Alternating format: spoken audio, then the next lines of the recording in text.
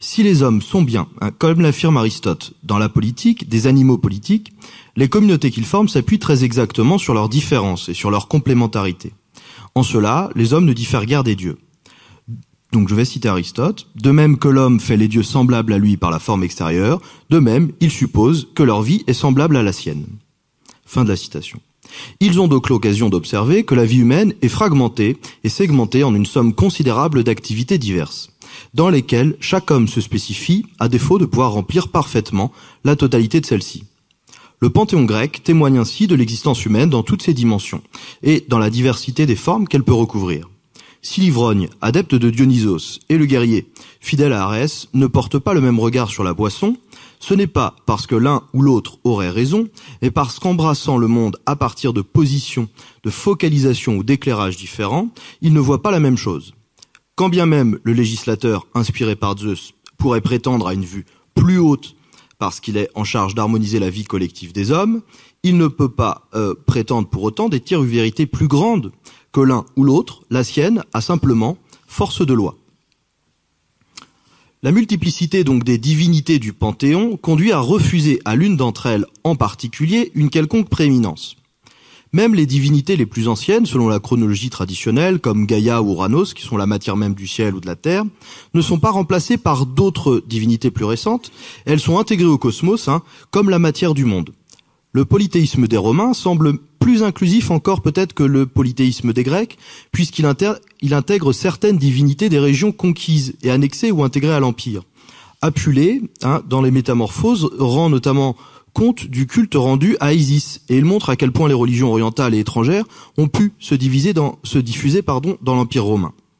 Le polythéisme païen, grec, romain, mais c'est aussi sans doute le cas pour d'autres formes religieuses celtiques ou scandinaves, semble donc autoriser la multiplicité des points de vue non exclusifs, comme autant de façons légitimes, quoique différentes, de se rapporter au monde, chaque divinité étant à elle-même une perspective jetée sur le monde. Ce que j'aimerais maintenant étudier, c'est le passage progressif du polythéisme païen que nous venons d'étudier à la monolatrie, ce qui conduit à la disparition de la multiplicité des perspectives au profit de l'établissement d'une perspective préférable à toutes les autres.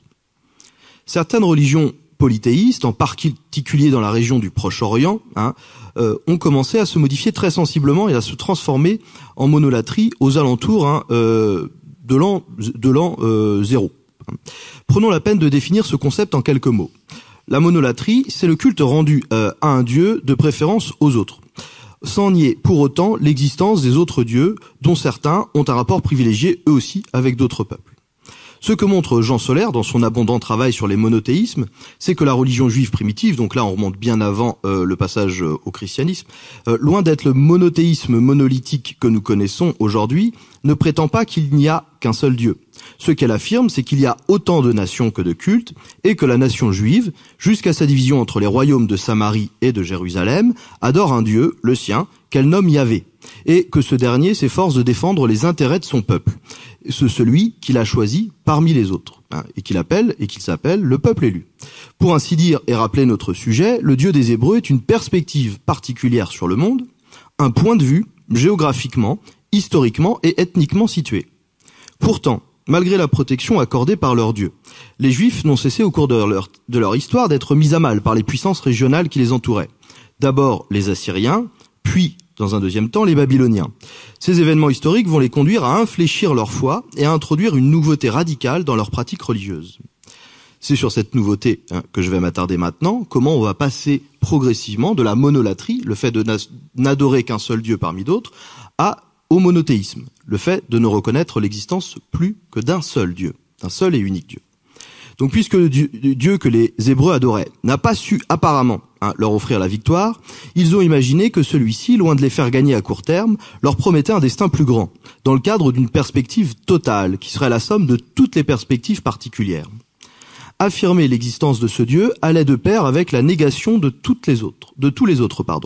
S'il n'existe qu'un seul Dieu, comme le professent les différents monothéismes, alors cela met nécessairement fin, et parfois de façon très violente, à la diversité païenne. C'est sans doute ce qu'on a pu observer également lors de la conversion progressive de l'Empire romain au christianisme, qui est passé lui aussi du polythéisme au monothéisme. Cette exigence d'unicité, en terre qui était jusqu'alors polythéiste, apparaît clairement dans un des commandements donnés par Dieu à Moïse. Donc je vais citer cette fois-ci l'Exode. Tu ne te prosterneras pas devant d'autres dieux que moi, et tu ne les serviras point. Car moi, l'Éternel, ton Dieu, je suis un Dieu jaloux, qui punit l'iniquité des pères sur les enfants jusqu'à la 3e et à la 4e génération de ceux qui me haïssent. Cette exclusivité du divin, nous la retrouvons avec la même intransigeance dans le Coran, et en particulier dans un des piliers de la foi, le Tawhid, pour affirmer l'unité et l'unicité d'Allah. Donc je vais citer le passage correspondant dans le Coran, dit « Il est Allah unique, Allah le seul vers qui tous les êtres s'adressent pour leurs besoins, il n'a point enfanté et n'a point été enfanté, et nul n'est égal à lui. » Donc si le Dieu de la Torah est le même que le Dieu des évangiles et le Dieu du Coran, alors malgré les différences cultuelles, juifs, chrétiens et musulmans adorent le même Dieu. On remarquera alors que ces religions qui exigent la reconnaissance de l'unicité de leur Dieu ne peuvent que faire la guerre à toutes les religions païennes, aux dieux divers et multiples. Le souhait d'universalité formé par le catholicisme et par l'islam s'accompagne de la revendication d'un certain monopole du sacré. C'est précisément dans ce contexte religieux que peut naître un tel concept que celui de vérité. Puisqu'il n'y a plus qu'un seul Dieu, peut apparaître alors l'idée d'une perspective divine. Ne cachons pas la dimension paradoxale d'une telle affirmation, puisque si la perspective témoigne de limites dans le champ visuel et conduit en art à reproduire l'illusion du volume et du réel, la perspective de Dieu est précisément une négation des limites qui caractérisent et conditionnent celle des hommes, partielle et finie. La perspective de Dieu devient objective, non pas parce qu'elle serait considération des objets à partir d'eux-mêmes, mais parce qu'elle devient asubjective et elle devient une négation des rapports particuliers que les hommes entretiennent aux objets qu'ils rencontrent dans le monde. À côté de cette perspective absolue, qui n'est donc plus une perspective mais devient la vérité, tous les autres discours sur le monde deviennent faux, mensongers et coupables, ce qui autorise donc ceux qui croient en l'unique Dieu à combattre toute autre perspective.